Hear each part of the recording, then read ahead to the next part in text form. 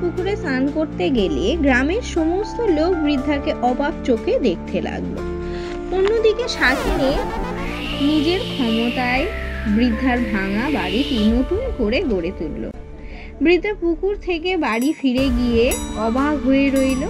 এদিকে বৃদ্ধা ছাড়া শাকিনীকে মানুষের রূপে অন্যান্যরা কেউই দেখতে পাচ্ছে না। কি রে বঞ্চি, এসব তুই একা মুহূর্তে কি করে করলি?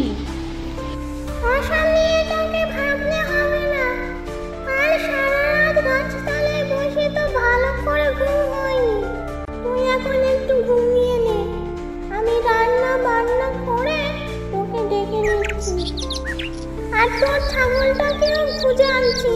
আচ্ছা ঠিক আছে, আমি তাহলে একটু ঘুমিয়ে নি, তারপর তোর সাথে কথা বলবো।